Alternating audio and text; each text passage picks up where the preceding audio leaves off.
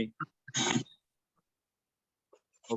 got it. Okay. You're recording the meeting, Abe? Yeah, recording. Am I recording the meeting, or you just want me to continue? Okay, fine. All right, Yeah, it's recording. If you guys do what you want. I don't care. okay, fine.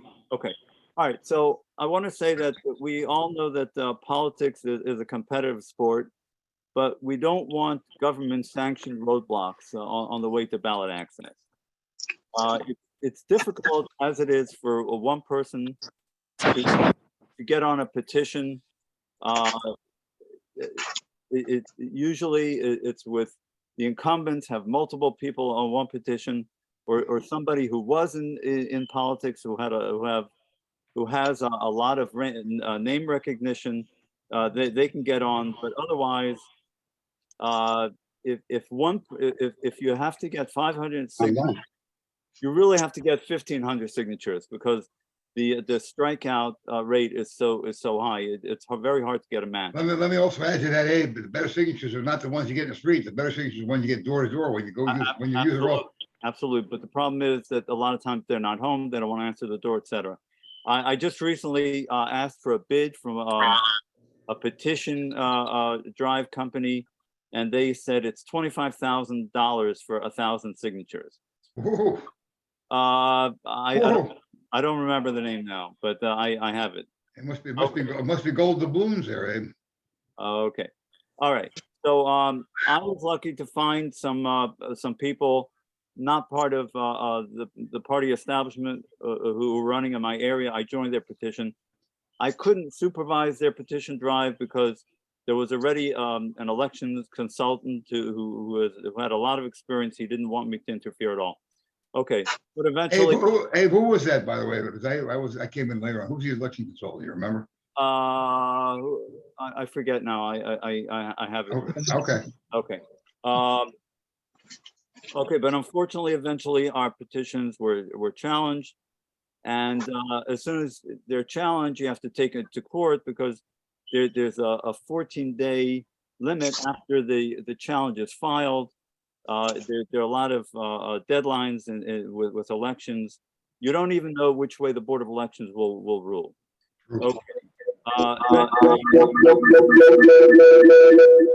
Eventually, the Board of Elections report came back that I was 120 short, and I'm having a hard time. Abe, you're wobbling. I don't know why It's a background noise someplace. Somebody doesn't have the mic. Can everybody be muted because maybe it's coming from somebody. Going on at once. Let me try. Try to mute you. Whoever's not talking, mute your mic. Everybody should be muted except for the speaker. Let me mute my mic too, Abe. Hold on. And please unmute yourself as you have to come on.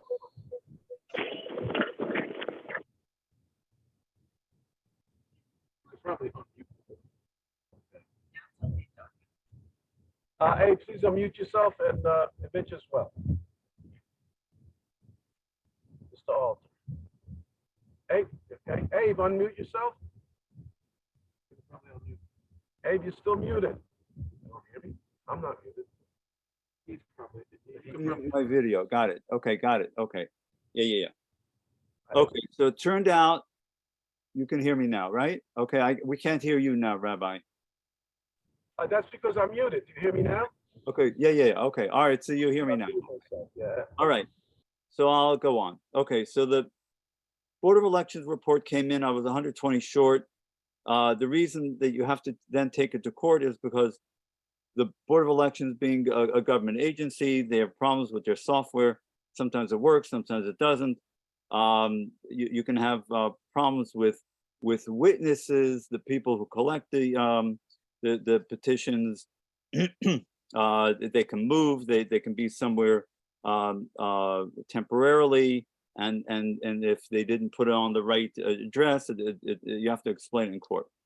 Okay, so I got a lawyer who filed a validate case for me to validate my petitions, and concurrently I was also served with an invalidate. The other side, Rabbi, your lips are okay. Your lips are moving. I don't know if you're talking to people in the car or whatever.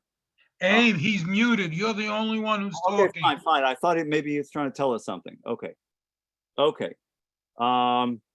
So at the same time, I was served with an invalidate, because the same way how I took it to court to validate, the other side, my political opponents took it to court to invalidate. Unfortunately, the lawyer that I hired quit, and then I get the second lawyer. That's our friend here, Mitch Alter, and he joined me on a court Zoom hearing on April 27. I tell you that date because it's significant. Okay, so we had a little discussion. The next day, we're told we come to court. Okay, okay. So the next day we come to physical court. Unfortunately, Mitch asked for an adjournment because he was only on my case for 1 day, and election time is very busy. Okay, so the judge, Tracy Fox, it admonishes him that we had a virtual talk, and you know, you should have done it already. Anyway, Mitch cites a precedent, a case, Hollywood versus Layton, where you have 3 days from the Board of Election ruling to get, I'm sorry, he adjourned because we didn't have the certified records. Okay, okay. Now, Michael Reich is the opponent, opposing attorney. He represents a Democratic Party from Queens County. And he jumps up and says, no, you got to dismiss this case. Why? Because he never got a notice of appearance and or an affidavit of service. Okay, so there was some mix up with the previous lawyer. Mitch was only on the case for 1 day. And now at the Zoom, Mitch said that he would be in court the next day. And he thought that the first lawyer would have served the affidavit of service. Anyway, Michael Reich says it should be dismissed with prejudice, meaning it can't be brought up again. Okay. Okay. So and the fact that Reich is there shows that he knew that the case is going forward. Okay. So later, it turns out really that the affidavit of service was served. It was just in the wrong file. In other words, a clerical error. Okay. Right.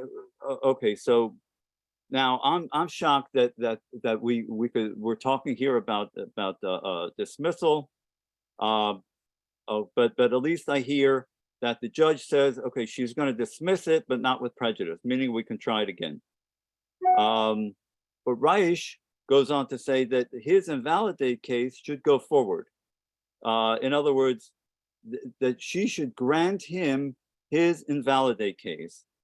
So Mitch argues it's moot. The Board of Elections already ruled that I'm off the case, and the court case is only supposed to supersede to correct what the Board of Elections says. If I'm already off the ballot, now it's a question of letting my case go on. Okay, but Fox, the judge, agrees with the opponent, Reich, and she says that because we didn't have the certified records now, and she's not granting the adjournment, that there's no opposition to his invalidate case. So she's granting him that from a ruling that I'm off the ballot.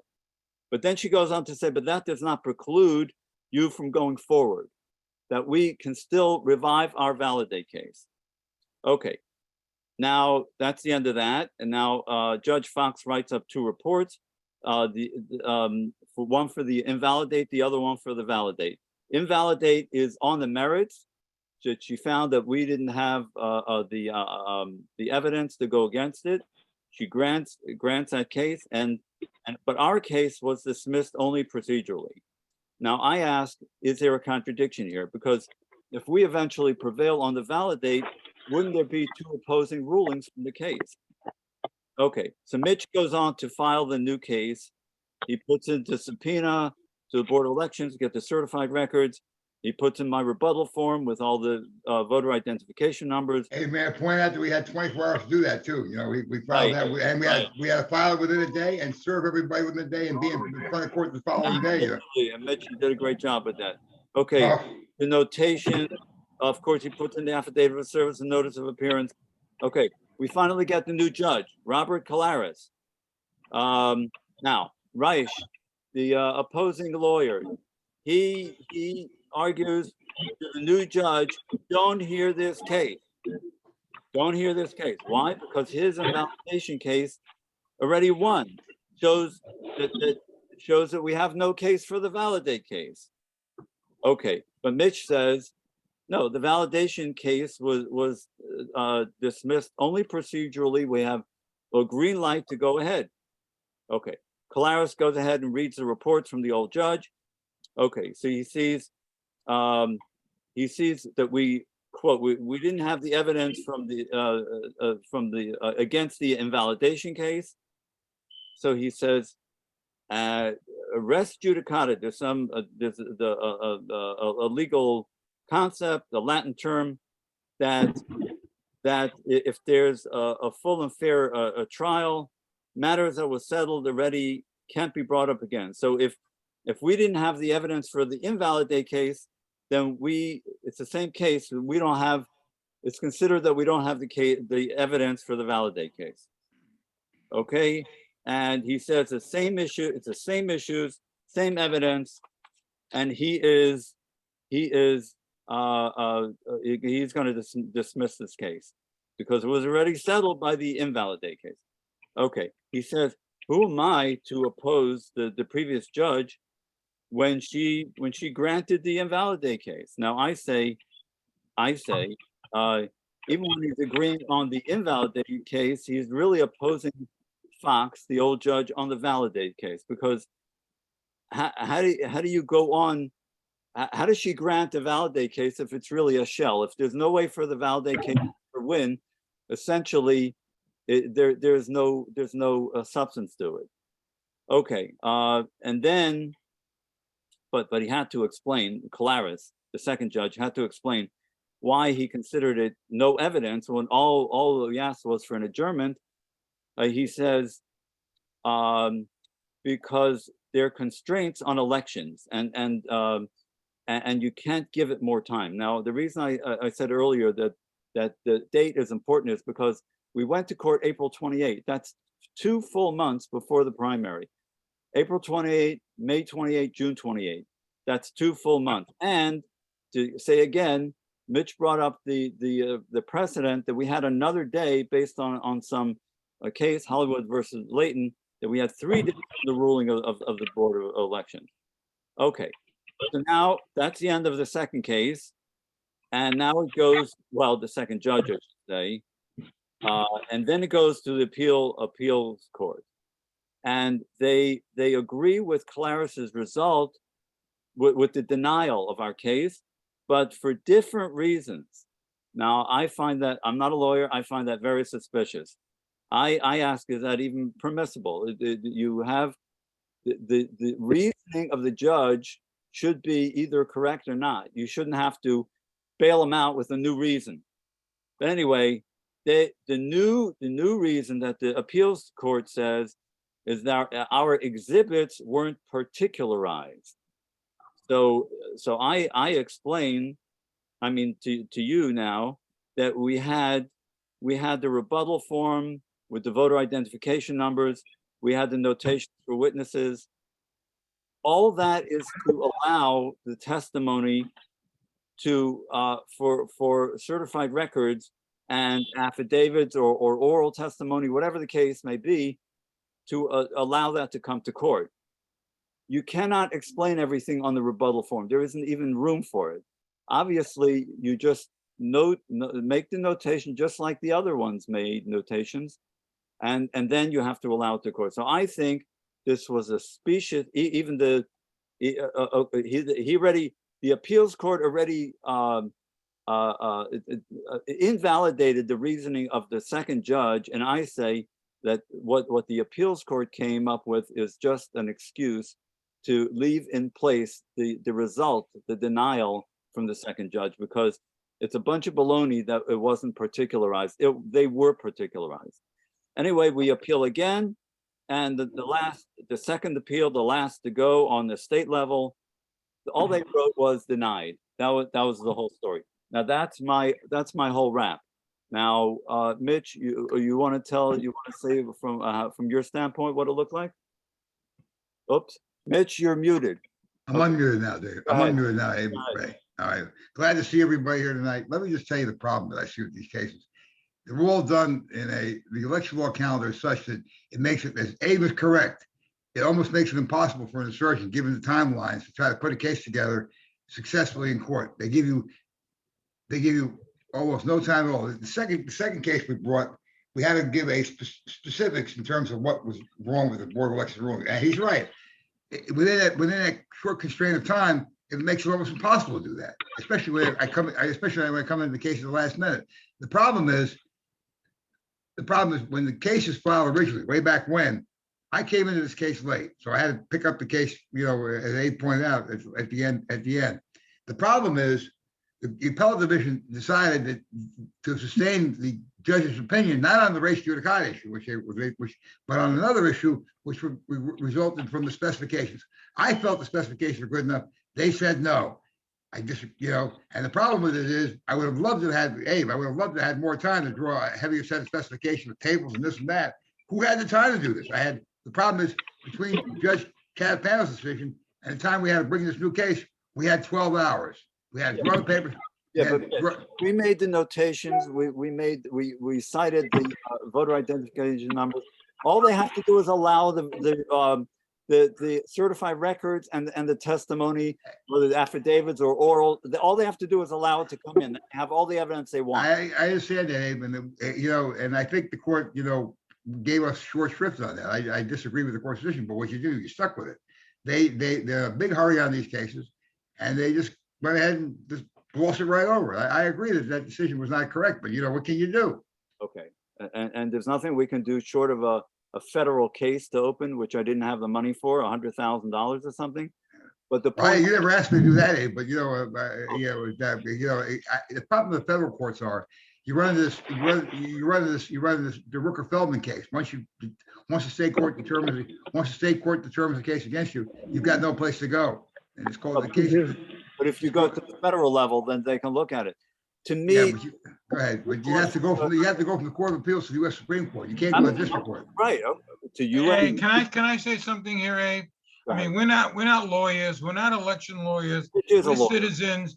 What is the point of this whole discussion other than to imply to us that this is like a good old boy network and the cards are stacked against you and you're going to knock your head against the wall? Mr. Grossman. Joe, that's a mouthful. What you just said. May I answer that question, Mr. Grossman? Can I answer that question, Abe? Go ahead. The thing is, when you're an insurgent, and Abe was right about this, the only way you're going to get on that ballot is you have to have what's called a bulletproof petition, meaning you've got to have enough good signatures in there that they can't be challenged. And that is a tough road to hoe, given the fact that you got to come up with 500 valid signatures in order to qualify for the assembly. That means you have to have a good organization in place way ahead of time to get your signatures. I had 600. I had over 600.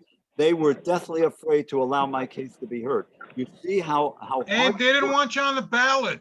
Okay, so Joe, that's the issue. And right, I understand. But wait a minute. Why am I talking about it here? Whether you were a supporter of me or not, we have to have a system where they allow outsiders to come in and challenge the establishment. If we don't have that, we're a banana republic. Okay, it's not an important issue, Joe. You got to have the party, the people, and the money to do it. Otherwise, you're wasting your time. You're wasting your time because you're conceding that it's a corrupt system.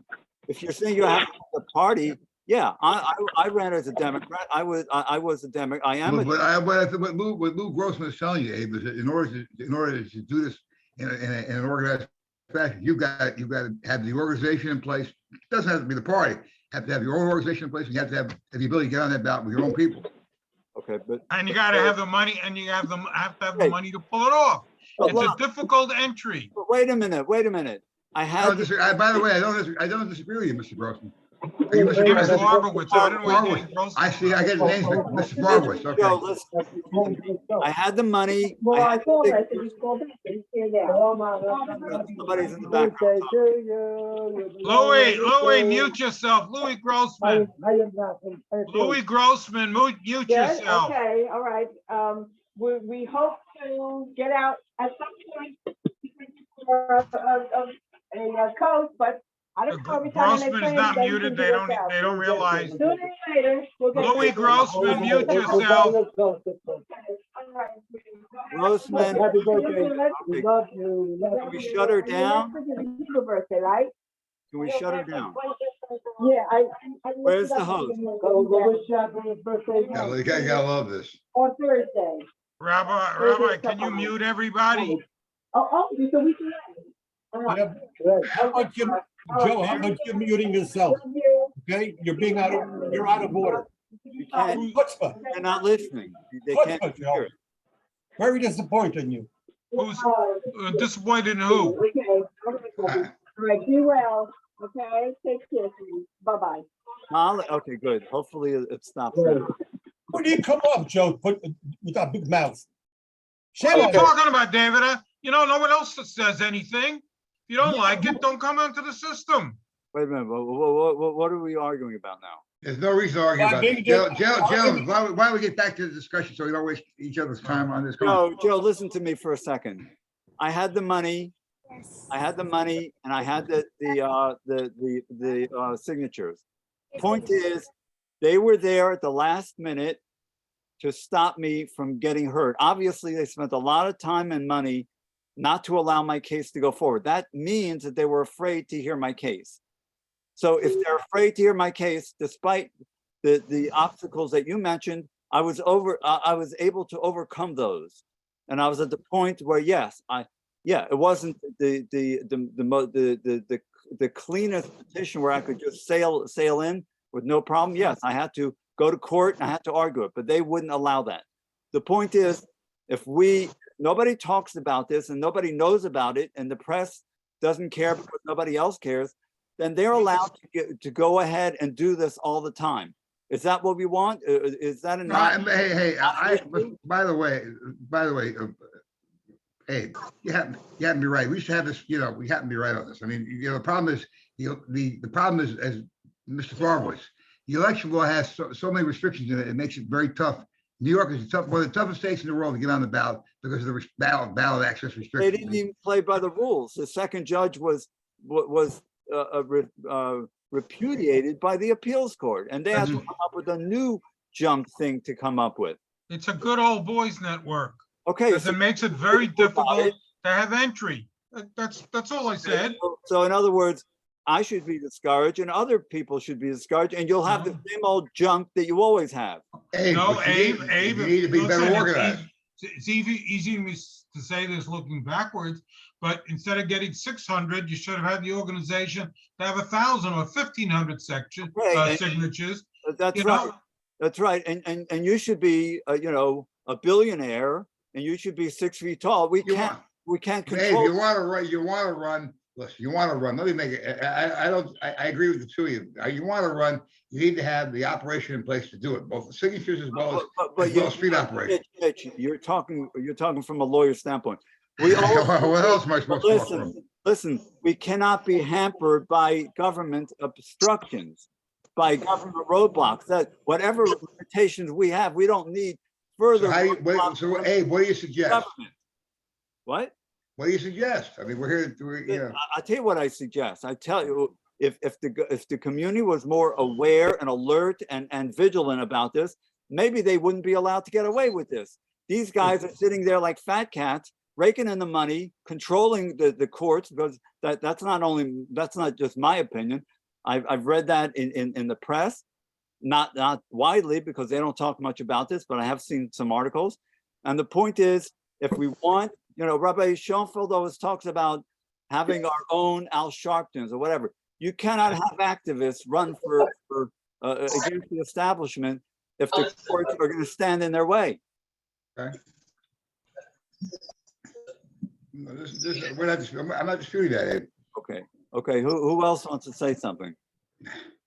Anybody got some questions for me? Because I'm here to answer questions too, right, Abe? Right. I have a question. I'll be happy. And who had the pleasure of talking with? My name is Bernice Fartman. Okay, Ms. Farman. I'm My name just- is Bernard. My name is Mitch Halter, by the way. Good afternoon. Okay, I'm just curious how someone like AOC at the beginning who was a total unknown, how did she get on the ballot? She had a good organization. She had those Democratic socialists who really. Bernice, that's an excellent question. I'll tell you how she got on the Go ballot. ahead. She filed a petition that was basically what you call bulletproof. She needs 1,250 signatures. She came with close to 4,000 signatures, Abe, and they were solid signatures based upon. Okay. Wait a minute, let me finish. You asked me a question. Can I finish my Go thought? ahead. Sure, go ahead. I want to ask Ms. Farman's question. You needed 1,250 signatures to get on the ballot. That woman came in with close to 4,500 signatures. She had a tremendous a group of people working for her to get her on that ballot. And there was no way the county could get rid of her because she had too many good signatures. And she got them door to door. Okay, good. Okay, understood. But here's the thing, Bernice, we can't all be as powerful and have the grassroots support and strength that an AOC has. I just want you to know that with AOC and people like that, the progressive movement is very strong. There's real ethnic unity there. And unfortunately, in a community like ours, we don't have that kind of zeal. We don't have that kind of unison. To get people to go to the polls, to get people to stand behind an activist, no, our community is usually falling behind the leader. That's a separate question. But at least to have an opposition there to show the community or anyone else what options there are, that we don't have to go. Abe, you're in a tough system. The only way you're going to be able to do this is by organizing yourself and getting that committee going. Otherwise, you're going to be stuck with. You keep repeating that, but the point is, I'm trying to bring out that if the court system, and in fact, I didn't even go into it. The BOE with their constitutions, with their screw ups and everything. I mean, they gave us one day, a few hours to rebut their report. There was no way to go over 1,600 signatures and scan it in by 3 o'clock via PDF. And they didn't even tell you the email address. It is so disorganized. It's so dysfunctional. Their software doesn't work. They don't understand the laws. I mean, yeah, you have a lot of stuff going against you, but people have to know about this. That's all I'm saying, Joe, or anybody else. Yeah, if we don't have the strength, if we don't have the unity, at least we should know what we're up against. Anybody else? That's call for trying. Look. Yeah, but I think Bernice brought up an excellent point. Yes. And Joe, you did too. But you know that it's very disheartening that someone like Abe can make every effort and then come up empty because of they stack the odds against them, and the system against him. But AOC, that's a case in point where she came out of nowhere and she toppled the king. Joe Crowley ruled. He ruled the club when he was in Queens, and she was able to topple him eventually. So I don't know. Maybe because she had the progressives, and therefore they just wanted to have a new king.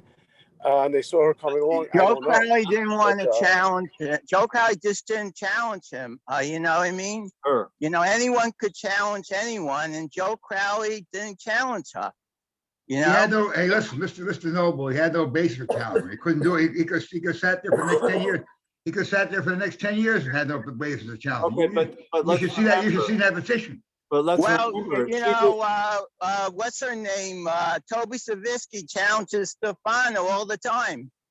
Okay, but I'm not talking about Toby. You asked me about AOC. I'm just telling you, Toby Savitsky has been around a long time, like